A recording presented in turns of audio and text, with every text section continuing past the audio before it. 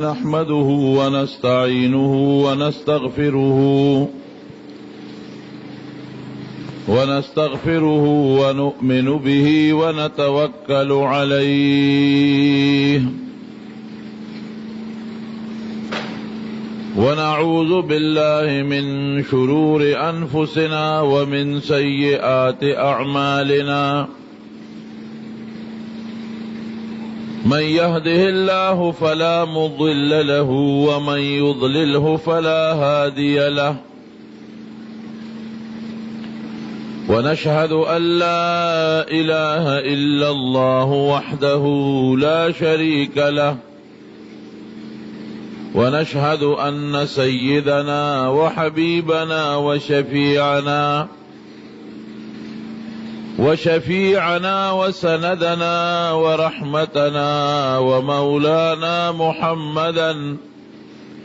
ومولانا محمدا عبده ورسوله سيد الأنبياء والمرسلين وخاتم النبيين وعلى آله وأصحابه وأزواجه أمهات المؤمنين أما بعد فأعوذ بالله من الشيطان الرجيم بسم الله الرحمن الرحيم وهذا كتاب أنزلناه مبارك فاتبعوه واتقوا لعلكم ترحمون وقال رسول الله صلى الله عليه وسلم إن الله يرفع بهذا الكتاب أقواما ويضع به آخرين وقال رسول الله صلى الله عليه وسلم أشراف أمتي حملة القرآن وأصحاب الليل درود شریف ہوئے اللهم صل وسلم على سيدنا ومولانا محمد وآله وصحبه أجمعين زما عزتمند ورونو مسلمانانو سرنگ چی مانا مخ کے زما محترم رور اوستاسو دا دی محلی دا دی کلی رور محترم امان اللہ امان صاحب تاسو تا خبر واضح کړه چې امستاسو پا دی محل دی کندی کے دا طارق حفیظ صاحب و دا آغا دا مرگرو پا محنت و پا مشقت باندے نہ کسان دا قرآن شریف نا فارغ کړل ټولو وای الحمدللہ دا ډیره لویه د سعادت او د برکت خبره ده چې نن زمونږ ستاسو د اجتماع غونډه د قرآن شریف په خوشحالی کې ده ګورې وروڼو د سوچ مقام دی د چا وادي په هغې خوشحالي کوي څوک پې ډنګ ډون کوي او څوک پکې پروګرامونه کوي او څوک نعتخوانان او علما راغواړي د چا د زوی سنتی چا کور جوړ کړي د چا کویدنی او پاغي په مختلفو طریقو خلق خوشحالی کوي او پیسې لګي ګوري خوشحالی اسې نه کېږي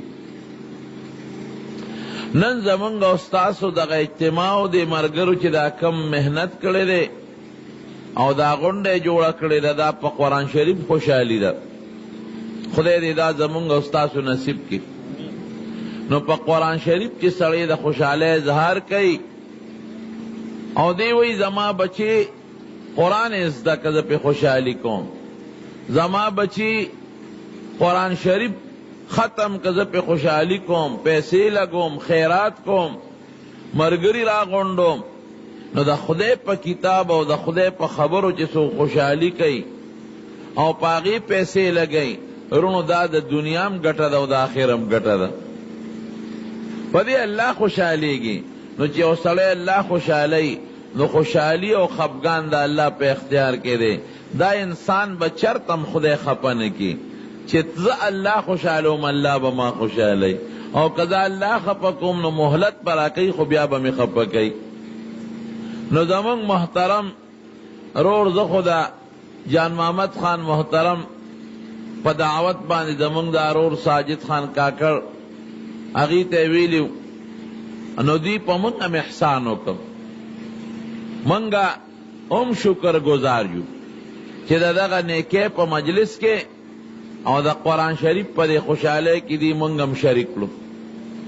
او د والدینو جان محمد خان یاره د ملګرو چې د دغه ماشومانو په دغه ختمونو کم د خوشحالۍ اظهار وکړ، مینې وکړه، دوستان یې راغونډ کړل. الله دې دوی له د دنیا او د آخر برکتونه ورکړي او دغه بچي دې خدای د مستقبل د مصیبتونو بیمارو تکلیفونو نه په امن و امان کې وساتي او الله دې پې د مور او پلار او رشتہ داران او دا ټول قوم خوشحاله او سرخرو کې. ورونو مجلس د قرآن شریف ته نو د قرآن شریف متعلق یو څو ضروری خبرې درته کوم. قرآن شریف د الله کتاب او د الله خبرې دي، وحی ورته وایي او رب العالمین ډېر لوی د عزت په شکل د دواړو جهانو مبارک سردار محمد مصطفی صلی الله علیه وسلم باندې نازل کړی. یو سړی کوي نن خو د عقل زمانه ده، عقلیاتو پسې مونږ په منډه ترړه سر یو. یو سړی وی قرآن شریف ته څه ضرورت دی؟ ورونو قرآن شریف ته ډېر لوی ضرورت دی. یو مثال تاسو له درکوم. د انسان دا سترګې دي، سترګې د سترګه کې دننه رڼا ده او یو بهر رڼا د نور او د بجلی رڼا ده. چې دا دوه رڼاګانې یو ځای شي نو سړي ته فایده رسي. که د یو انسان په سترګه کې دننه رڼا نی، نظر چې ورته وایي، او بار نور هم لګي، سپومۍ هم لګي، چراغان هم دی، دی د دنیا د دې خوبصورتو د نقشو نه فایده نشي اخیستی. او که د یو سړي دننه په سترګو کې رڼا شته، سترګې جوړې دي، نظر یې ښه تیز دی او ښه برابر دی، او بار رڼا نشته، تیاره ده، نه سپومۍ شته او نه نور شته او نه بجلی شته، اوس دننه رڼا شته، سترګې غړی، بهر رڼا نشته، بیا هم د دنیا د نقشو نه او د دنیا د الله د دې نظارو نه فایده نشي اخیستی. دی به کله فایده اخلي؟ د دنیا د نقشو نه او د دې خوبصورتو نه او د کائناتو د دې خشته منظرونو نه، او دا چې دا مې زوی دی او دا مې پلار دی، دا به کله فایده اخلي؟ دا به اله دې فایده اخلي چې دننه رڼا مې او بار رڼا مې.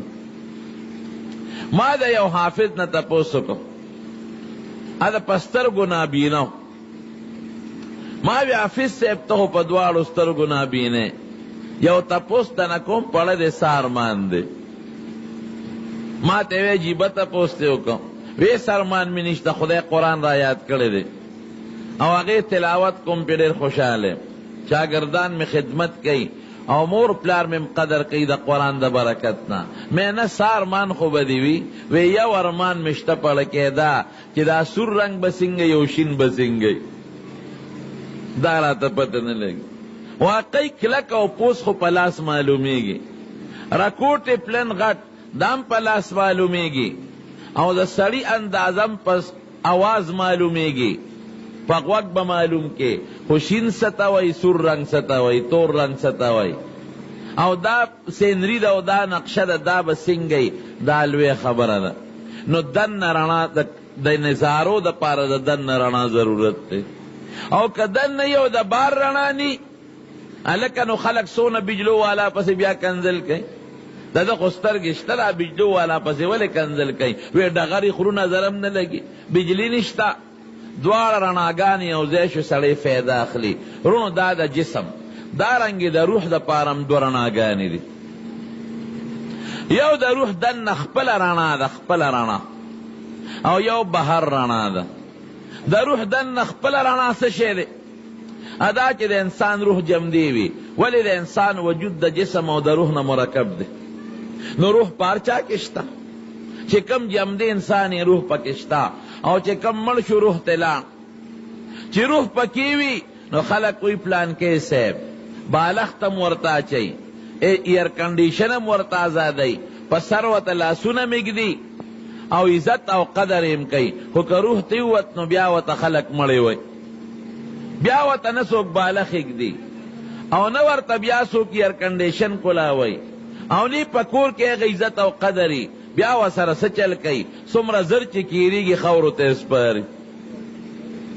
د بهر رڼا ولا ضروري ده که دننه رڼا نی مړی به ورته وی او د بهر رڼا څه شی دی هغه د الله سره نسبت وحی او قرآن شریف ته ګوره که وحی او قرآن شریف نی داسې مثال لکه د سړي سترګو کې دننه رڼا شته او بهر رڼا نشته شکر دی د خدای ډېر لوی فضل او کرم ټول وایي الحمدلله چې موږ له خدای دواړه رڼاګانې راکړې دي روح هم زموږ جمدی دی موږ په الله پیژنو موږ په د الله رسول پیژنو موږ په د آخرت لوی ورځ پیژنو موږ په د الله کتابونه پیژنو او د بهر رڼام خدای زموږ د روح دپاره راکړې ده چې هغې ته وحی وایي او قرآن شریف ورته وایي دواړه چې یو ځای شي نو موږ برونو فایده حاصله کو د بهر رڼا د روح رڼا او د بهر رڼا چې قرآن شریف ته او د رب العالمین د طرف نه وحی ده موږ ته به فایده حاصله شي رونو ښه اوس دا قرآن شریف خو زموږ د فایدې شی شو او ډېر لوی ضرورت دی زموږ د روح دپاره او د انسان دپاره اوس د دې قرآن شریف یو څو حقونه دي دی له خدای قرآن شریف نه دی رالیږلی چې موږ پې قسمونه خورو دی له نه دی رالیږلی چې موږ یې ښکلو دی له نه دی رالیږلی چې موږ ورله خشته رومال جوړ کړو دا ټیک ده چې قرآن شریف ته ګورې دی کې هم ثواب دی که رومال دی ته تو که دی کې هم ثواب دی که دی ښکل که په دی کې هم اجر دی او که عزت دی وله ورکه په دی کې هم اجر دی او که دی خپل زړه کې پورې دی ونیوه دی کې هم اجر او ثواب دی خو وروڼو نازل کړی الله ګورې دی له نه دی یو څو حقونه د قرآن شریف دي درته بیانو لومبی حق دا دی چې مونږ ورباندې ایمان وړو او شکر دی دا حق مونږ ټولو پوره کړی دی دا الله په کتاب په قرآن شریف زمونږ او ستاسو ایمان دی ټولو وایي الحمدلله ایمان سمانه څنګه چې خدای پاک د ټولو پیغمبرانو کمالات په رسول الله مبارک ختم کړي دي او د ټولو صفتونو خشتو صفتونو شخصیت الله رسول الله مبارک پیدا کړي دي او د پیغمبرانو خاتمه په کړي د رستو بلاغه نه پس بل پیغمبر ناراضي او دومره ښکلي صفتونه شاعر وای لا يمكن الثناء كما كان حق بعد از خدا بزرگ تو یہ قصه مختصر وی ستا مناسب چې کم صفت ته هغه نشم ذکر کولی خو صرف دومره به وویم چې د الله نه پس په ټول مخلوق کې ډېر لوی عزت او ډېر لوی مقام لري نو خدای ټول د مخلوق کمالات او صفتونه په محمد مصطفی صلی الله علیه وسلم پوره کړي دي اخیری پیغمبر دی دقه رنګې قرآن شریف د ټولو کتابونو کمالات خدای په قرآن شریف ختم کړي دي او په ټولو کتابونو کې چې څومره هدایت و هغه ټول خدای قرآن شریف کې ښودی دي او د مخلوق د هدایت ټول ذریعې پکې الله ښودی دي او د مخلوق هر پهلو پکې الله بند کړی دی ستا انفرادي جون به څنګه تیریږي ښځې سره به د جون څنګه تیریږي بچو سره به څنګه جون تیری ګاونډي سره به څنګه جون تیری معاشره کې به څنګه جون تیری بیا معاشره کې چې جنگ جګړه راشي په څه به ختمیږي دا ټول نظام دا خدای په قرآن شریف کې دننه ښودی دی نو جناب خدای پاک پیغمبری په نبی علیہ السلام ختم کړی دا او آسمانی کتابونه پر قرآن شریف باندې ختم کړی دي زمونږ ایمان بسی ابدی چې قرآن شریف د الله کتاب دی او د الله خبرې دی نمبر 1 دویم دا اخیری کتاب دی دین پس بل کتاب به نه راځي دریم قرآن شریف د هدایت ډېره لویه سرچشمه ده حضور پاک مبارک فرمائی څوک چې هدایت د قرآن شریف نه بغیر په بل کتاب کې لټای وی دی به گمراهی ګوره د خیر او د نجات ذریعه به زمون قرآن شریف د الله کتاب او مونږ به دا منو چې امت ته څومره هدایت رسېدلی دی او څومره رڼا د هدایت رسېدلی ده، دا د چا د برکت نه، د قرآن شریف د برکت نه. نو یوه خبره ده چې موږ به په قرآن شریف ایمان لرو او شکر دی دا حق مونږ ټولو پوره کړی دی. ټولو وایي الحمدلله. دویم حق د قرآن شریف څه دی؟ او ورونو ګورې دام درته ویم، دام د الله فضل دی. ګورې په قرآن شریف د ایمان که نه داسې نه ده، د خدای فضل. که مونږ په روس کې پیدا وې څنګه ښکلې شکلونه به مو، ازادي به وه، لیکن مونږ به خدای هم نه منه، قرآن شریف خو څه کې خدای به هم نه منه. که چین کې پیدا وې د دنیا منډې ترړې هر څه به راته فراهم، لیکن مونږ به خدای نه ونه، قرآن به هم نه منه. که مونږ په امریکا کې پیدا وې، انګلینډ کې پیدا وې، جرمنی کې، جاپان کې پیدا وې، کیدی شي مونږ عیسی علیه السلام ته خدای وې. مونږ به ګوتم بت ته سجدې کولې او مونږ به بوتانو ته سرونه لګول. زمونږ دا تندې چې الله ته لګي، دا سر چا پیدا کړی؟ جواب راکړه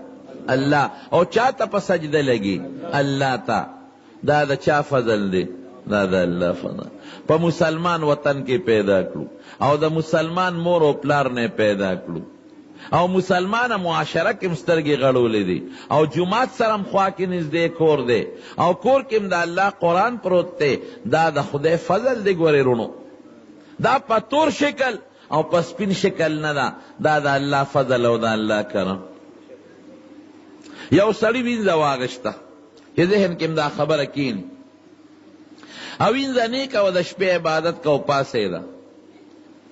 دا لګیا د خپل منځ کوي. دا مولا چې دی مالک دی راویښ شو او حیران دی دی وینځې ته چې ګوره پخوا وینځو نه به خلکو ډېر خدمت هم اغشته، ټوله ورځ زما خدمت وکړي، د شپې ګوره الله ته مونځ کې څه نیکه ښځه ده. نو دا وینځه چې کله تهجد خلاص کړل نو دعا یې کوله، لاس یې پورته کړ، وی یا الله وی ستا چې ما سره کومه مینه ده خدای د هغې مینې په خاطر خدای ما خو وبخه او ما جنت ته بوزه. نو دا مالک ورته وی وینځې غلطه شوې. وی ولې؟ وی تا څو وی؟ تا دا وی چې الله چې ستا ما سره کومه مینه ده د هغې په خاطر. نو تا ته څه پته لګي چې د الله د سره مینه شته او که نشته؟ هر چا ته خپله مینه معلوموي چې د ما فلانکي سره مینه شته، دا پته نه لګي چې د هغه را سره شته که نشته. نو تا ته څه پته لګي چې د الله را سره مینه شته که نشته؟ داسې وایه چې یا الله زما تا سره کومه مینه ده، تا ته خپله مینه معلومه ده، نو الله د هغې په خاطر زما دا سوال قبول کا. او وینځه ورته وی نه حضرت ټیک مې ویلی دي. وی تا ته څه پته لګي چې د الله را سره مینه شته؟ وی که ما سره د الله مینه نه وې نو ستا غوندې به کټ کې اوده پرته ومه، دا چې په نیمه شپې را پاسولم او ځان ته ادرولم او سجدې ورته لګوم، دا د دې دلیل دی چې د الله را سره محبت او مینه شته. داسې ده که نه؟ الله اړه کې واچوي که نه چې خوږ خوږ پرېږده، اله اودس وکړه، اله مونځ وکړه. الله تاسو اړه کې واچو چې جومات کې د قرآن شریف مجلس او پروګرام دی، جومات ته لاړ شئ. دا زړونو کې اچول څوک کوي؟ رب العالمین کوي. قرآن شریف کې الله فرمایي یمنون علیک ان اسلموا. حضور پاک ته بعضې خلک رالل، جی زه ګورې مونځ کوم ښه، جی ستا د وجې نه زکات مې م ورکړه، دا مې م وکړل، دا مې م وکړل، داسې ګډوډ خلک هم پکې. رب العالمین قرآن شریف کې فرمایي یمنون علیک ان اسلموا، دی پتا د مسلمانۍ احسان راړی. قل اوایا ورته ای پیغمبره لا تمنوا علی اسلامکم، په ما د خپلې مسلمانۍ پرځونې احسانونه وانړوئ. ګورئ دا څه کوئ؟ بل الله یمن علیکم ان هداکم للایمان، الله وی زمې احسان قبول کې چې د دنیا سره او سپین کافر مې پرېښودل او د ایمان رڼا مې ستا په سینه کې واچوله. ټول وایي الحمدلله. دا د خدای فضل دی. دولت څه شی دی؟ مال څه شی دی؟ بچی څه شی دی؟ کلاشنکوپ او دغه څه څیزونه دي، دا خو درنه پاتې دي. اصل زندگی د قبر الله سره مخامخ کېږي، ابدي په ایمان خشته کېږي. رونو ګورئ بچی به دې په ایمان خشته کېږي، مال به دې د ایمان د وجې نه په کار راځي. خدای دې زمونږ ایمان نصیب کړي. نو دا د خدای فضل دی چې په قرآن شریف زمونږ ایمان دی. خدای زمونږ په اړه کې د قرآن سره مینه پیدا کړې ده. بچی ورته کېناو خدای زمونږ په لکه د قرآن سره مینه پیدا کړې ده، رومال والا خشته جوړو، سینې پورې نیسو، ښکلو یې، او عربي ژبه ده، ګورې څوک پې پوهېږي نه، ترجمې ته هم خلک کښېني، بچې وقف کی مدرسې ته ولېږي، علم پې کوي، حالانکې ظاهري پکې څه فایده نشته. ظاهري فایده موږ د پیسو ته دولت ته وایو، اخرت کې فایده ده. نو لومبی حق دا دی چې قرآن شریف ایمان او دا د خدای فضل زمونږ د ټولو شته، بیا ټولو وایي الحمدلله. دویم حق څه دی؟ هغه دا دی چې مونږ په قرآن شریف عمل وکړو. عمل دا بنیادی خبره ده. خدای پاک قرآن شریف کی فرمائے اقیم الصلاة، منځ وکړئ، چې مونږ منځ وکړو. آتوا الزکاة، زکات ورکړئ، چې مونږ زکات ورکړو. لله علی الناس حج البیت من استطاع الیه سبیلا، څوک چې بیت الله ته راتلو طاقت لري حج له دې لاړ شي، چې په حج وکړو. او د رمضان روجې من شهد منکم الشهر فلیصمه، چې د رمضان روجې ونیسو. د وعدې پابندي وکړي. کم سړی چې د وعدې پابندي نه کوي، قرآن شریف کې الله وایي دا ښه سړی نه دی. د وعدې پابندي کوئ، زنا مه کوئ، لا تقربوا الزنا انه کان فاحشة وساء سبیلا. بچی مه وجنئ، جمدی لوڼې به کافرو خښولې. لا تقتلوا اولادکم خشیة املاق نحن نرزقهم وإیاکم ان قتلهم کان خطئا کبیرا. ماشومان وجنئ، ډوډۍ به څوک ورکوي؟ وی تالم زه ډوډۍ در کوم او ستا دې بچولم ډوډۍ ورکوم. زمارونو دا د قرآن شریف احکامات دي. گاونډي سره به ښه سلوک کې، د مشر به قدر کې، د مور پلار به قدر کې، و بالوالدین احسانا، ښه سلوک به کې، قتل و قتال به نه کې، جګړې به نه کې، کنزل به نه کې. دا په قرآن شریف عمل دی. خدای دې زموږ عمل پې نصیب کړي. دریم حق د قرآن شریف سره تلاوت دی، چې مونږ یې تلاوت وکړو. شکر دی دا حق هم شته. دومره تلاوت په مخ د ځمکه د قرآن شریف چې څومره لوستونکي دي، په مخ د ځمکه د یو کتاب نشته. ډېر لوی تلاوت د قرآن شریف کېږي، او ډېرو خلکو ته یاد دی قرآن شریف، حافظانې دي، هغې یې څومره تلاوت کوي. 15 کاله مخکې مې یو رساله کته، اقوام متحده 2004 کې مې غالبا کتلې وه، نو 6 کاله وشو. اقوام متحده یو سروے کړی وه او یو ریپورټ یې شایع کړی. هغې کې لیکلي چې په مخ د ځمکه د مسلمانانو د کتاب د قرآن شریف نن سبا 2 کروڑه حافظان دي. ما دا دی غلط لیکلی دی. ټیک تاغوی خپله سروے کړې ده، لیکن اتمانزو تاغوی نه دی راغلی چې جومات په جومات ګرځېدلي چې څومره حافظان دي. میرې ته، غزګي ته او ډیرې ته او شورګرې ته او نیموړی بابا ته هغوی نه دي تللی. دا هغوی د کم ځای نه جمع کړي دي، دی د مدرسو نه اخیستي دي. لکه مثلا وفاق المدارس یو اداره ده، هغوی نه معلومات کړی چې تاسو وګورئ، تاسو د مدرسو نگرانی کوئ چې څومره حافظان دي. دارنگی پا انڈیا کے، دارنگی پا سعودی کے، مسلمانانو ملکونو کے، کافرو ملکونو کے، دا اغوی سروے دا، اغوی ظاہر تکتلی دی. تا زما خپل اندازه دا چه انشاءاللہ دا قرآن شریف حافظان دا بدل سو دا 100 کروڑو نم زیاد دی. مدرسی سمر دی اغوی دا سروے کردن. اور رابطة العالم اسلامی دا دا مسلمانانو یو د ټولې دنیا په سطح باندې انټرنیشنل یو د مسلمانانو یو کمیټي ده، هغې دا سروے کړې ده. هغې وایي چې په مخ د ځمکه 1 کروڑ 15 یا لکه مدرسې دي، عامې مدرسې. په دې کې د مسلمانانو مدرسې 1 کروڑ 2 لکه دي، 50 لکه د عیسایانو دي، 18 لکه دا د هندوانو مندرونه دي، او دا باقی 15 لکه د مختلفو فرقو دی، لکه یهودیان شو، فارسیان شو، او دارنگی دا څوک چې د اور عبادت کوي. نو د مسلمانانو 1 کروڑ 15 یا لکه مدرسو کې د مسلمانانو مدرسې هغې ښیي 1 کروڑ او 2 لکه. دا څومره لوی تعداد دی. لیکن زما په دې اعتراض دی، هغې هغه مدرسې شمیرلې دي چې په غټو غټو ښارونو کې دي. زما په خیال تو اتمانزو تورنګزو ته به څوک دی راغلی چې ټول جوماتونه شماري، د کار جومات مدرسه ده، داسې ده که نه؟ او د مسلمانانو کورونو کې څونه مدرسې دي.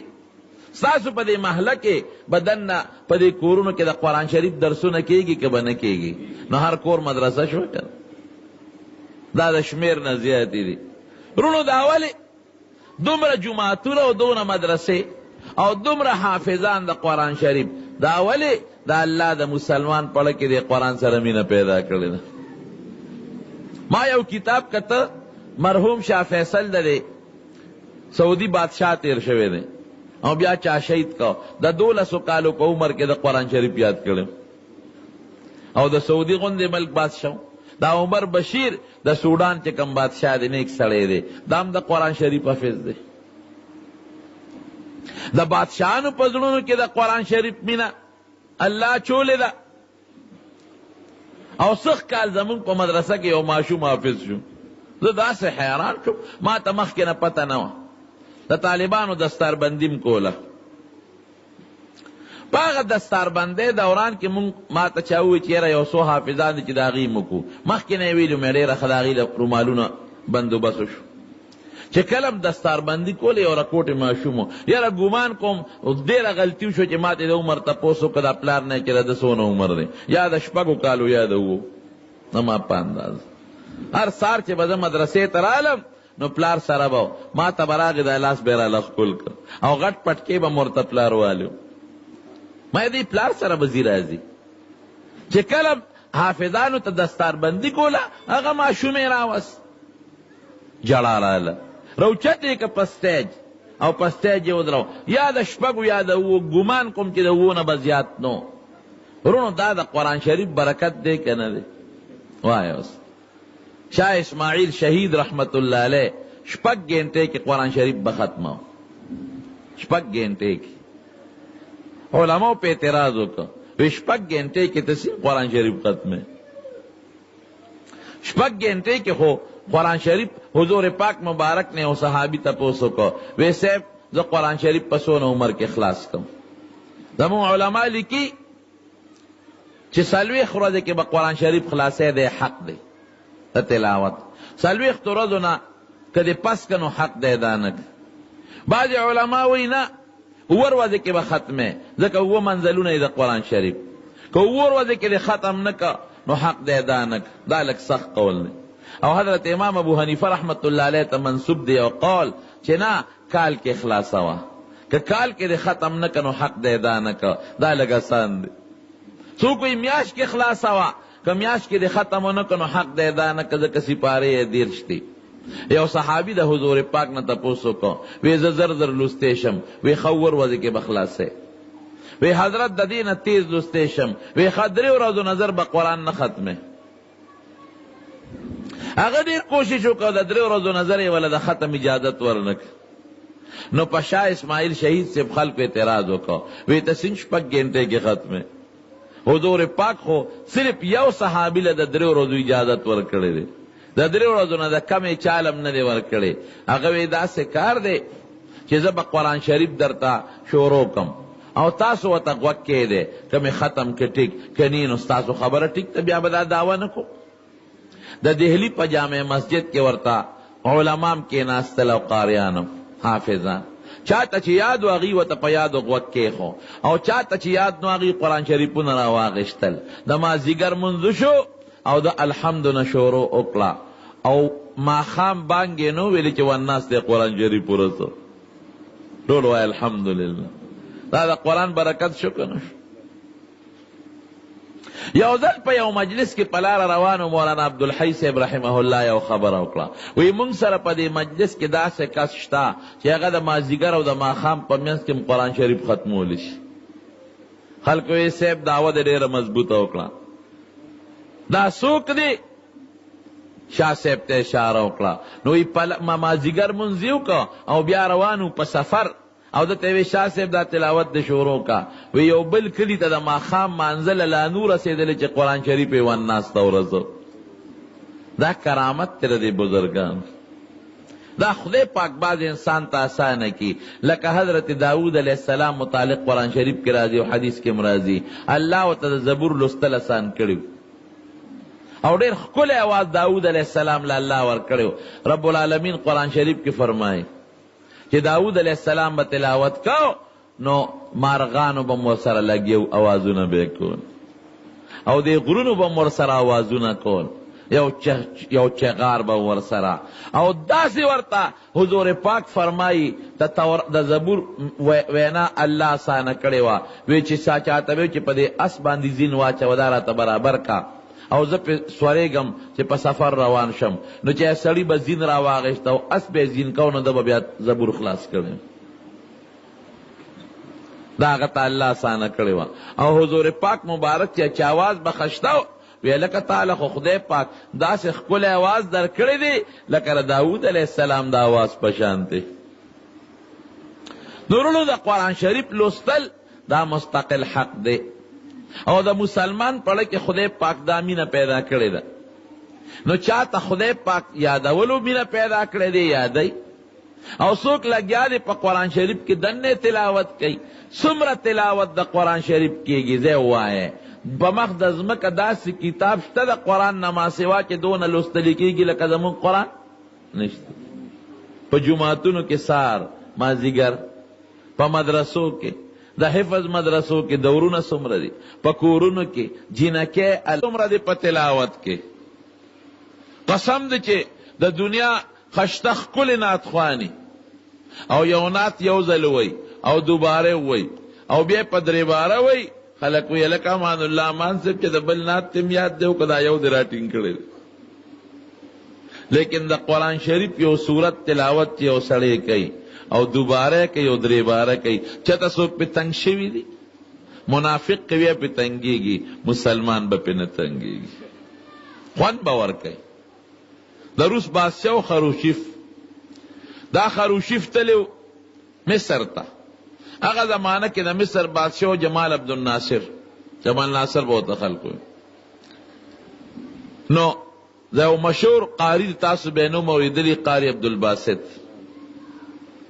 دی په مصر کې پیدا و ژوند دی ټول مصر کې تیر کړی دی او اخر کې بیا کویت ته تللی دی کویت کې مړ دی خشته آواز الله ورکړی دوی خپل تاریخ کې لیکي چې کله دا خروشیف راغی نو وی مونږ هم بادشاه راوغوښتو دا معززین راوغواړي چې د بار میلمه راشي ډوډۍ برابر شو یو طرف ته د مصر د روس بادشاه هغه سره خپل وفد دی او بل خوا وی مونږ یو مسلمانان وی دی کې د جمال ناصر د روس د بادشاه ته وی چې صاحب که د خوښه یو کلام درته واورم وی واوروه وی ما وی چې دی خو دا بادشاهان یو بل ته دا سرنا مرنا او دا قصې پسې اورئ کن د مې راولي ګډی څوک د خټکو ډانس کوي او څوک د پنجابیانو او څوک د سندیانو دا مشهورې خبرې دي وی ما چې دی کې به هم دغسې لوبه به کېږي وی دی کې ما ته جمال ناصر اشاره وکړه چې عبدالباسط د قرآن شریف تلاوت شروع وی دا تیار نو تلاوت ته مې چې خو کافر دی روسیان خو قرآن څه کې خدای نه مني وی دا قرآن شریف تلاوت میں شروع کو وی مال دون خوان را که دومره خوان او ډیر شوق سره میں شروع کو وی ما وی چې خدایا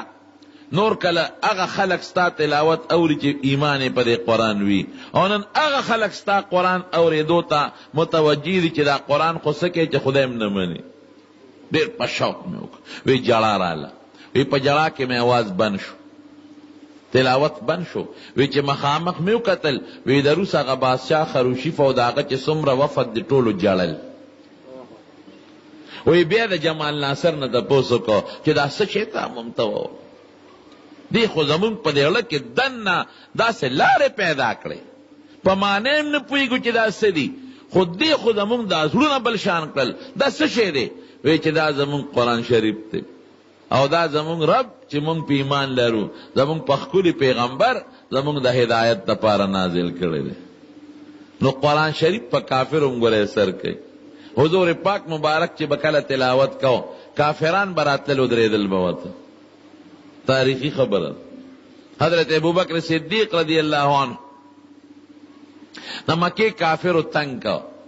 نو بسترې راواغېسته د هجرت په تکل روان شو حضرت عثمان صاحب هم هجرت کړی و حبشې ته دم دا سوچ وکړه چې هجرت کو یو کافر په لاره ورغی ملک و ملک دا مکې څه کې ابوبکر وی دا قوم مې نه پرېږدي نو بس ځم چې ته هجرت کو زید ابن دسنه د هغه نوم وی نه ابوبکر ستا غوندې سړی سوال نه پیدا کیږي چې تا خلق وشړي. ته خو د کونډو رونډو یتیمانانو خدمت کې او خلکو سره ښېګړې کې، دین ستا خپل زمون خپل، راځه څوک به هم درته غږ نه کوي. هغه کافر چې د مکې په ملکانو کې او ملک و مشرو په نورو مشرانو وګرځېد، ابو جهل او امیه او عتبه او شیبه، ابو سفیان رضی الله عنه، دا دغې خلکو باندې ابو سفیان هم دغه وخت کافر و، په هغې وګرځېد. وایي داسې کار دی ابوبکر هجرت کو ما راوست، ښه سړی دی، ماشومانو هم خیال ساتي، مشرانو هم قدر کوي، زمونږ میټینګونه او جرګې هم پې درنې وي. داسې سړی دی ولې زمونږ د وطن نه لاړ شي، یو ځي حبشې ته، زمونږ مکه به د ښو خلکو نه خالي شي. ما راوست او ما امن ورک، څوک به ورته غږ نه کوي. د کافرو سرداران ورته څه وایي؟ وایي داسې کار دی موږ درته غږ نه کوو، خو د خپل کور نه بار ځان لره کوټې جومات کې جوړ کړی چبوتره، او دی په هغې لګیا دی د خپل کتاب لولي قرآن شریف. نو ده به جړل ابوبکر صدیق، نو وی چې زمونږ ښځې او بچي په لاره تېرېږي ورته ودرېږي، نو مونږ یریږو چې هسې نه زمونږ ښځې بچي چېرته ګمراهان نه شي، مسلمانان نه شي. مسلمانۍ ته خو بیا ګمراهي د ده په دین نه شي. دی پوهې که چې دا خپل منځ او دا تلاوت د کور کې دن نه کوي، مونږ ورته غږ نه کوو. هغه لاړ هغه کافر چا چې امن ورکړی و، وی ابوبکر داسې کار دی، یو شرط به زما منې چې دا تلاوت او دا منځ به د کور کې، دا خلک یریږي چې زمونږ بچي او ښځې د قرآن اوري، نو مونږ یریږو چې دا مسلمانان نشي. وی ټیک شو، دا شرط منظور دی، دا چې ته وی امن دې راکړی دی. سمودی په کور کې دننه مونځ کوه، بس پرېږدې د خیر ضرورت نشته. سمودی په کور کې دننه مونځ کوه، خوند یې ورنه که بیا راووت د کوڅې مخې ته چې کوم حجرې وه او کوم ځای و، په هغې کې بیا هغه خپل تلاوت شروع کړو. د مکې کافرانو ښځې لونه او بچي به راتلل او ابوبکر ته به ودرېدل، او حضرت ابوبکر چې به قرآن تلاوت کو نو جړل به. بخاري شریف کې حدیث هغې ورلل، هغه چې کم کافر امن ورکړی زید ابن دسه، هغه ته یې ویل سړي د حد نه تجاوز وکړه ابوبکر، یا خو یې پوهې که چې دننه خپل منځ کوي او خپل قرآن لولي، او که داسې نه کوي نو بار یې مونږ نه پرېږدو، ځکه مونږ یریږو داسې په خوند او په شوق تلاوت کوي، یریږو چې زمونږ ښځې بچي مسلمانان نشي. او هغې ابوبکر ته ویل شرط خلاف ورزي دې کړې ده، یا ما ته خپل امان واپس که، قوم پیشه او ته پیشه، او یا به کور دننه تلاوت کې بار به نه کې. حضرت ابوبکر ورته څه وایي؟ وایي قسم په خدای زما په زړه کې الله قرآن اچولی دی، او وړه مې دا غواړي چې بهر روزم او زه دې خلکو ته واورم چې واورئ دا قرآن په دې کې څه دی، او که ته خپل امان واپس غواړې نو ما تا ته خپل امان واپس که، ما له د الله او د رسول امان کافي دی. لویه حلقه د کافرو د حضرت ابوبکر د قرآن د وجې نه مسلمانه شوې ده. قرآن شریف کې ډېر خوند دی رونو، خو که مونږ په توجه ورته غوږ کېښو، جنت ته خدای مونږ تاسو ټول بوتلی کړي. جنتیان چې کله جنت ته داخل شي، الله به ورته قسم قسم نعمتونه ورکړي. د هر جنتي په کور کې به څلور ولي به څلور، یو د شاتو او یو د سوچو پیو آلو، او یو د خوږو اعلی مزیدار یخ اوبو، او یو د شرابو. خو د جنت شراب دا به نه نشه پیدا کوي نه به سردردې پیدا کوي، ابه داسې مشروبي لکه د لذت لپاره خلک چې د انګورو د اوبس کې جوس کې. او خدای کم از کم د یو جنتی به دوه یا ښځې، خدای به طاقت ورکړي جنتی له، او بیبیانې به یې څونه خشتئ. حدیث پاک کې راځي رسول الله مبارک فرمایي به خوبصورت انتها بی، داسې خشته بی چې د دې په نلي کې دننه کم مغز د بار نه بښکاري، او چې اوبه سکینه به یې په دې ګړګړو کې بار نه ښکاري، شفاف بی، لکه بعضې د تسبو دانې مزیدارې وي نو تسبو هغه تار پکې د بار نه مښکاري. خوراک به څنګه دی به په کټ کې ملاستي، او چې کم شي ته زړو شي هغه خوراک به له دې خولې له راکوشي. انزل پکې نشته چې دا اخیرن دی یا سپری پې شوی د انزل غواړي، د دې ضرورت پکې نشته. سخاوالی پکې نشته، چې دا ګنیسخه میوه ده چې کومه میوه راوشو کوي فوراً به د هغې په ځای بله میوه زرغونه شي. جامې به سینګی د انارو د بوټو په شان بوټي به څه به د انارو دننه او پکې دانې وي او څه به د جامو بوټي د جامو شکل به د انار وي چې دی هغه انار رامات کی او ماتی کی جوړه به د ریخم وروځي وا بیچی. جنت کې لوګه نشته تنده نشته بیا د اوبه خلک ولیس کې دا ډوډۍ ولې خوري دا به د خوند دپاره لکه باید سړی موړي او بیا هم خوراک خوري او تندې نی او څوک شربت ورکړي تږي نی او د خوند دپاره اسکي او جامې به هم خیرنېږي نه لکه اوس هم بعضې خلکو جامې خیرنه نی خاصې د خوند دپاره جامې اچوي دې ښځو ته نه ګوري چې ودونه یې څو جوړی جامې جوړی چې د پردي کلي کې واده شپږ جوړی دی جوړی نو خیرنېږي نه وایي دا یو مې د اومې ده او دا یو مې د میلمنو ده او دا یو مې د خپې ارتې ده او دا بله د خپې تنګې ده ټول مال ښځو خوړه خفه کېږي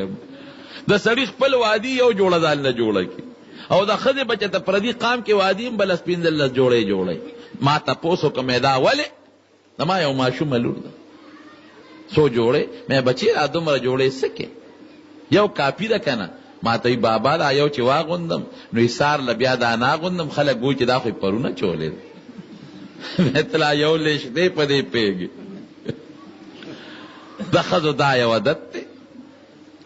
او بیا چې ډوډۍ ورته کېږي نو هغه قیمتي جوړه به او روجي په لمن کې یا په لوپټه کې واچوي پیو شرموي زما رونو نو دا مې دې پورې وی چې جامې خیرنېږي نه خلک یې اچوي ولې اچوي دې دپاره چې ودرېږه خلک مې دا دویمه جوړه وویني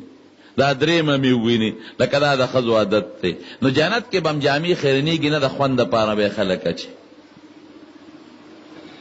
حضور پاک نه صحابه یو ځل تپوس وکړو وایي د دنیا په دې ولو کې خو دننه خټه مې او کاڼي م پکې د جنت په ولو کې خټه کاڼي شته وی یو خټه به مشک او زعفراني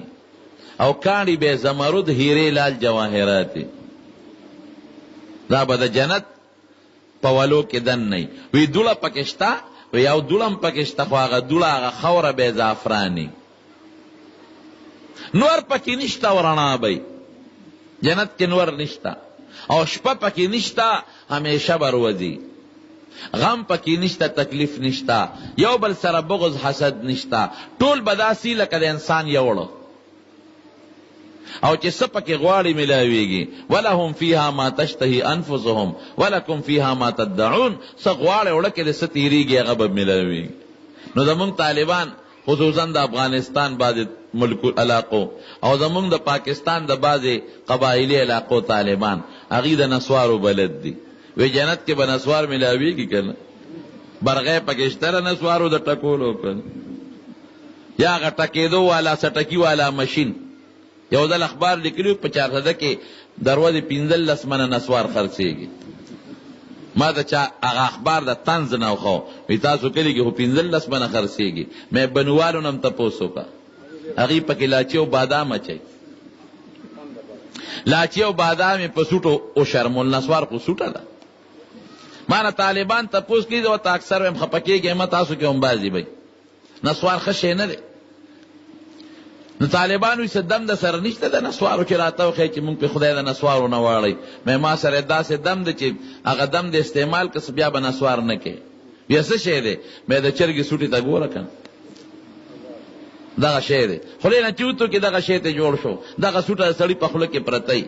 خدای هم د نسوارو نه واړوه که څوک یې کوي په دې ژبه مونږ څوک یادو جواب نه الله درود شریف د چا پې وایو رسول الله مبارک او د قرآن تلاوت پې کوو که نه کوو نو دې کې ګنده چې دی غټ دلیل دی اسراف کې پیسې دې لګي غاښونه حضور پاک وی مسواک مګه چې غاښ دې صفی خوله دې صفی نو ته په نسوارو ګنده کې او بیا بوی هم د خولې نه ځي اوس شکر دې مخکې رواج ډېر و اوس څه ګزاره کړې ده سوشل سیزونه رالل که نه دې سره دغه شو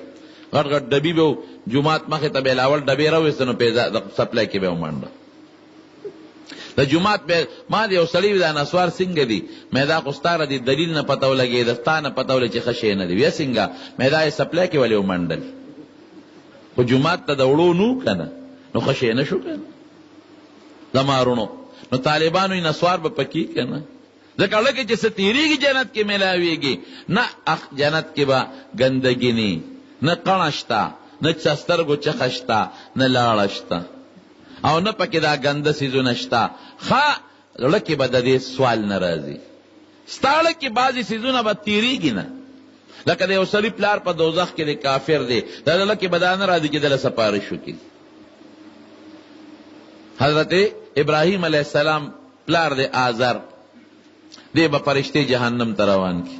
ابراهیم علیه السلام به الله ته سوال وکړي الله تا خو ما ته ویلو چې زه به دې نه رسوا کوم او دا خو زما غټه رسوایي ده چې زما پلار دوزخ ته غورځېږي ایو خزي من خزي ابي وی الله به درته وي سر پورته کا سر به پورته کی وی اوس سر ښکته کا نو هغه پلار به خدای پاک د ده د یو څښا حیوان په شکل بدل کی او په ګندګۍ کې لړلې به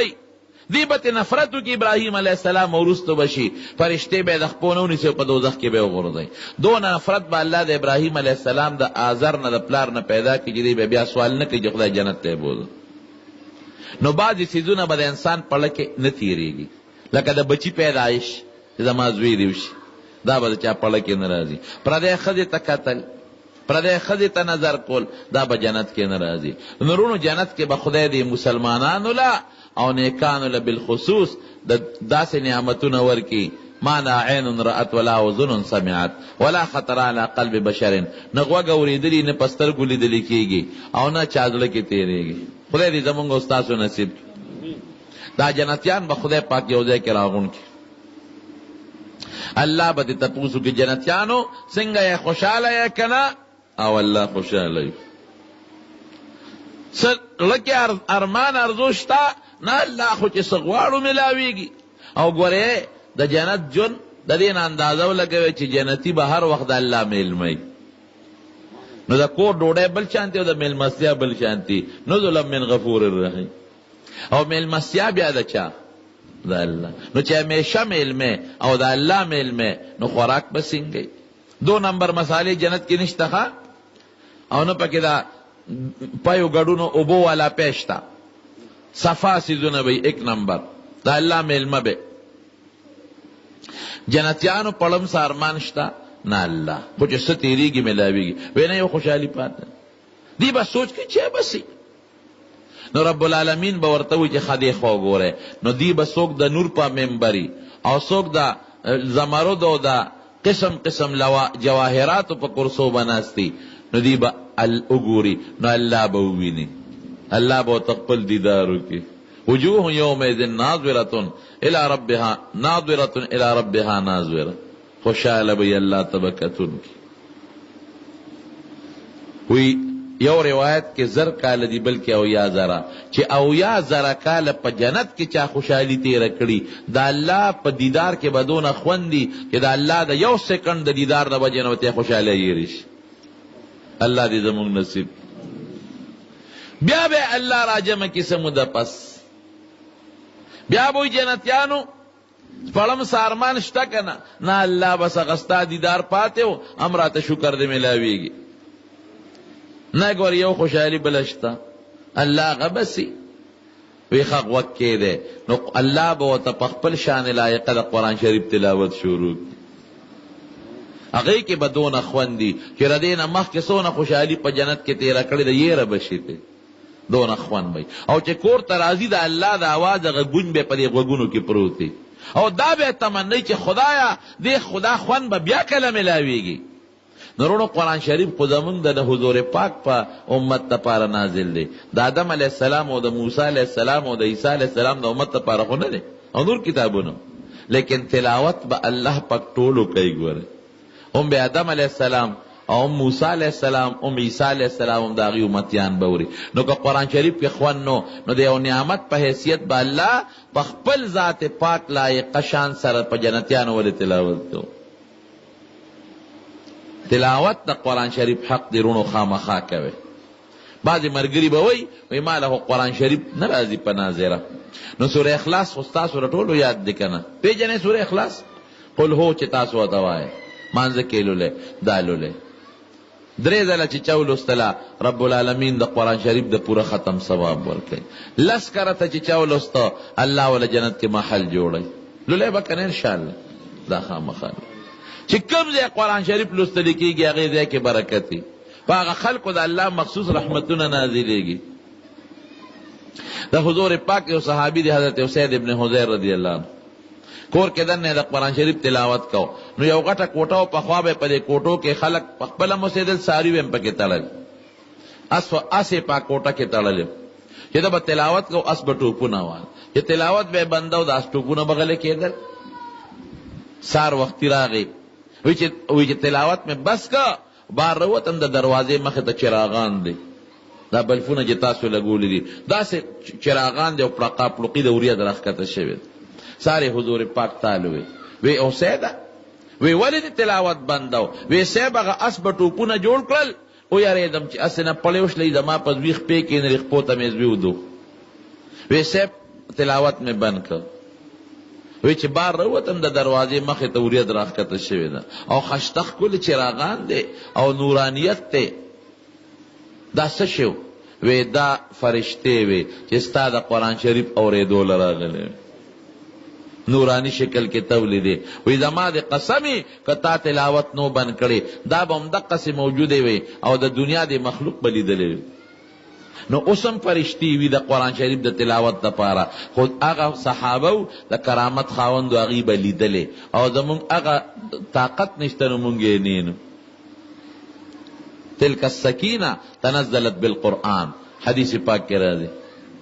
نو قرآن شریف تلاوت دی یو حق شو. بل څوک حافظان جوړ شي لکه ستاسو په دې 9 کسانو کې یو کس حافظ هم دی. بل حق د قرآن شریف څه دی؟ یو حق بل هم شته رونو، هغه دا چې په معنی سړی ځان پوهېږي، علم یې زده کړي. ولې؟ ځکه دا خدای پاک را لېږلی عمل نه دی. عمل باله کې چې ته پې ځان پوهېږې. یو کتاب په انګریزی کې دی چې تا ته تر څو انګریزي نه درځي او یا د چا نه دی کتاب د انګریزی ټرانسلیټ کړی نه یعنی په ترجمه دی نه ویلې، نو ته په هغې عمل کولی شي نه. هله به عمل کوې چې یا پې په خپله ځان پوه کې یا انګریزي خوان ته ووایې چې دې کې څه دي ما پې پوه که. نو دارنګې قرآن شریف ته عربی ژبه کې دی یا خپل عربي زده که ځان پې پوه که. که داسې نه نو هغه چا نه چې چاله ورځي هغه ته ملا صاحب ما پوه که چې په دې کې الله څه غوښتلی دی. عمل له علم ضروري دی. دا شکر دی ټول شته ګورې ښه ایمان هم زمونږ ته ټول وایي الحمدلله، تلاوت هم کېږي، حافظان هم شته ټول وایي الحمدلله، او دغه رنګې عمل هم شروع دی الحمدلله، یا لږ یا ډېر، یا اجتماعي انفرادي. او بل علم هم شته د قرآن شریف، بله دنیا مدرسې دي. یو 5 شپږم حق بل دی ادا چې د قرآن نظام زمون په وطن کې نشته. الله وی الزانیة والزانی فجدوا كل واحدة منهما 100 جلدة. زناکار سړی او زناکار ښځه 100 دورې ووهئ. په دې عمل شته؟ نشته.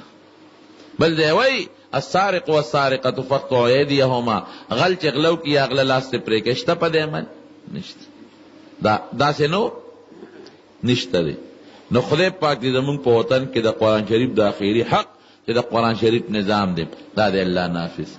زما دې په خدای قسم یې رښتیا درته وایم چې دا زمونږ ولې ډغرې خورو؟ قرآن نظام نشته. که د قرآن نظام راغی خوشحاله ژوند به بیا به څوکیدار تاجت نه، بیا به د ګاونډي نه ضرر نه محسوسوي، بیا به دا نه وی پلار چې دا زوی ولې زما قدر نه کوي، زوی به دا نه وی چې دا پلار ولې ما سره ظلم کوي، ګاونډي به دا نه وی چې د ګاونډي رانه ولې پوله واله او دا ولې دی یو ګاونډي ما سره زیاتې وکړو ظلم یې وکړو. دا بنی بیا ګوره حضرت علی رضی الله عنه زمانه ده یو یهودی ته زغره پټه کړې وه. علی صاحب امیر المؤمنین دی ګوره په کار خدا وه چې پولیس یې لېږلې وې چې وشه یهودي او 100 ډبه ووهې او جیل کې واچې زغره ته په زور والی دی وسم کړی. لیکن څه چلې وکړه یو قاضي و شوری هغه سره دعوه وکړه فلانکی یهودی سره زغره زما ده. او شریح څه کوي قاضي هغه هم دا نه وایي چې سیمن جاري کې یهودي پسې چې دی گرفتار کې په زور ته زغره والی ځکه امیر المؤمنین خو دروغ نه وایي. هغه یو سیمن هغه پسې جاری که یهودی پسې بلې علي سے پسې جاری که پلان کې رو دواړه عدالت ته راشي دې ته انصاف دواړه رالل یو خوا یهودی ولاړ دی بل خوا امیر المؤمنین حضرت علی رضی الله عنه ولاړ وای چې علي صاحب ته وایي شریح قاضي وایي ستا څه دعوه ده وایي ده سره زغره او دا زمانه یهودي ته وایي دا زغره هغه وایي دا زمانه وی گواه راوړه دا قاعده چې مدعی به ګوان پیش کړي او که مدعی سره ګوان نی نو چې چا باندې دعوه شوی مدعی هغه به قسم ورکړي علي صاحب ته وی ګوان راکا وی ښه وی دا ما سره دا یو زوی دی حضرت حسن دی مې ګواه دی او دا یو مې غلام دی دا مې ګواه دی وی غلام خو تا ذات کړی دی نو دا ګوی بدله قبوله کړم خو د زوی ګوی خو د پلار د پاره نه قبلېږي وسرونو تاسو نه تپوس کوم حضرت حسن غوندې شخصیت چې ګواوي دې کې شک شته د حسن هغه خوله ده چې رسول الله مبارک بخکلوله قسم په خدای رسول الله مبارک خکلوله یو ځل حضور پاک په اوږه کړی دی په دې اوږو یې ناست دی حضرت حسن یو سړی راغی وی هلکه وی څه پوهېږې وی په عجیبه سورلی کې په حضور پاک سوري حضور پاک سوی وی ټیک ده چې مرکب سورلی مزیدار ده خو شاه سوار هم ډېر مزیدار او حضور پاک بوله شونډې ښکلولې نو چې کوم شونډې حضور پاک مبارک ښکل کړي دي هغې نه به دروغ روځي لیکن قانون د شریعت داسې نه دی ورته پته و چې حسن دروغ نه وایي رښتونه دی قانون دا دی چې د زوی ګوی د پلار دپاره نه قبلېږي وی بس داسې کار دی چې بل ګواه شته وی نه بل خو نشته وی ښه نو حسن رښتیا وی تم رښتیا وی امیر المؤمنین د حضور پاک زومې ملګرې خلیفه خو بهر کې قانون د شریعت داری د قرآن او د سنت چې د ده ګوی نه قبلېږي دا مې رد کړه زغره یهودي ته پاتې شو یهودي چې وکتل دی مقام ته قاضي ته وی وی صاحب زه معافي غواړم وی داسې قانون چې امیر المؤمنین زه په یو ځای ودرولی شو عدالت کې او انصاف فیصله وشوه ځکه هغه سره ګواه مضبوط ګواه دی خو شریعت کې برابر نه دی ولا دی رد کا وی دا اصغره د ده ده دا اصغره ولا ورکړه اصغره ولا ورکړه او وی باس ما ته کلمه شهادت وښایه دا دین قبلوم یهودي په هغه عدالت کې مسلمان شو حضرت علی صاحب هغه اصغره واخېسته وی دا ستا د اسلام په خوشحالۍ کې ستا زیری شو خوشحالي دی شو قرآن او حدیث کې د پیغمبر او د الله په نظام کې چې خدای کم نظام بنده له خوښ کړی او د خدای رسول نو دې کې دلیل تاجت نشته دی کې به زمون خیر دا یو حق پاتې دی خدای دې یوازې پاکستان نه په ټوله دنیا د قرآن او د حدیث جنډه اوچته کړي نورونو د قرآن شریف د مجلس متعلق د یو څو خبرې مې درته عرض کړې او د قرآن شریف د حقونو ذکر مې درته وکړ تاسو ټول خوش قسمته یې چې ستاسو محله کې 9 کسان دا دي ګور یو حافظ او باقي د ناظرې دی قرآن شریف زده او حافظ صاحب او د هغه ملګري هغې محنت وکړ او خپل بچي راولې رونو قرآن شریف پې زده کړی ګورې حضرت عیسی علیه السلام په لاره تېرېده په امام راضي په تفسیر کبیر کې بسم الله فضایلو کې لیکلي دي په یو لاره تېرېده یو قبر کې انسان ته عذاب ملاوېده واپس راتوم هغې قبر کې هغه انسان ته خوشحالي ملاوېږي جنت کې دی الله ته رجوع کړه الله اوس خو مې دا قبر والا پیغمبر تک قبر کشف کېږي اوس په دوزخ کې پروت اوس چې راځم په جنت خوشحالو کې پروت دا ولی وی دا سړی چې مړ شو دی ګناهګار و عذاب شروع شو او د ده نه ښځه په امید کې حامله پاتې شوه د ده د مرګ نه پسه د ده یو بچی پیدا شو بچی رو رو لوېده او دته خو عذاب ملاوي ګناهګار دی اوس لږ ساعت مخکې مور هغه ماشوم بوته استاد سره کېنو چې دته تورات یا بل کتاب هغه زمانه کې چې څو شروع استاد ورته وایي قاري صاحب وایه د الله په نوم شروع کوم مونږ وایو بسم الله الرحمن الرحیم د الله په نوم شروع کوم هغه الله چې ډېر لوی مهربانه دی او ډېر د رحم خاوند دی نو استاد ورته وایي وایه ماشوم هم وایي د الله په نوم شروع کوم هغه الله چې ډېر لوی مهربانه دی ډېر رحم کوونکی دی الله وایي ما له حیا راله چې دنه کم بچی پیدا دی هغه زما نوم اخلي او زه یې دله عذاب ورکم فرشتو ته مې حکم وکړه عذاب ته بند کړي او جنت ته ولېږي نو چې ستا نه کم بچی پاتې دی او د قرآن شریف تلاوت کوي یا علم کوي بل ته رسوي یا حافظ دی رونو ته به قبر کې پروت دی او د هغې بدله الله هلته فایده درکوي دا ثابت خبرې دي. خدای دې زموږ ستاسو د اجتماع قبول کړي. دغه 9 ماشومان بچي دا د پروردګار خپل والدینو ته رشتہ دارانو ته نیک عمل صالحان لوي کړي. او قاری صاحب چې کوم مهنت کړی دی الله دې ول د هغې ثمرات او برکات ورکړي. خدای پاکه په دې محل د خپلو رحمتونو باران وکړي. خدای زموږ په زړه کې د قرآن مینه واچي. خدای قرآن سره محبت نورم زیات کړي. چا چې دا پروګرام جوړ کړی دی یا څه خیرات اراده دی یې کړی دی، خصوصا زموږ ورور جان محمد رور صاحب او داسې نور ملګري حاجي صاحب دي، خدای ته ول د هغې برکتونه اجرونه په دنیا او آخر کې ورکړي. کم ملګري دومره کثرت تعداد سره د جومات ته د اجتماع کې د قرآن شریف د خوشحالۍ دپاره رالل، خدای ته مونږ خوشحاله کړي. خدای د رسول الله مبارک د لاس د حوض کوثر به نصیب کړي، د هغې د جنډې لاندې جنت ته بوتلی کړي. او زمونږ بچي حافظان او عالمان کړي. خدای زمونږ بچي د لوپرو نه وساتي. خدای زمونږ په زړه کې او زمونږ د بچو په زړه کې د دوستانو رشتہ دارانو په زړه کې د قرآن مینه سیوا کړي.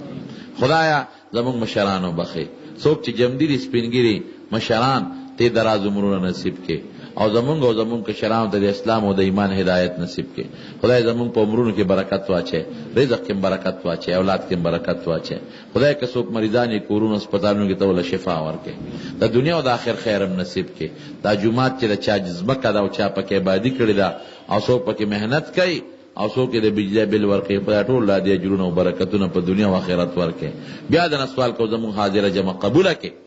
او خدای پاکه د قرآن په برکتونو مونږ منور کړي. برانو محترم اوریدونکو، د شیخ الحدیث مولانا محمد ادریس صاحب دا 405 نمبر کې صدق شو. په دې کې تاسو د قرآن مجید حقوق اوریدل. دا و تاسو ته پېښور ښار کې بیرون کچرې ګیټ اشرف روډ سره فقیر خان ناصر خان کیسټ هاوس کې د ناصر خان او حیدر خان سره ملاویږي. د دین علاوه د شیخ الحدیث مولانا محمد ادریس صاحب په مختلفو موضوعګانو باندې تقریرونه به هم تاسو ته د دې دکان نه ترلاسه کیدی شي. ټلیفون نمبر دی 255 29 12. صحبه اجمعین برحمتک یا ارحم الراحمین.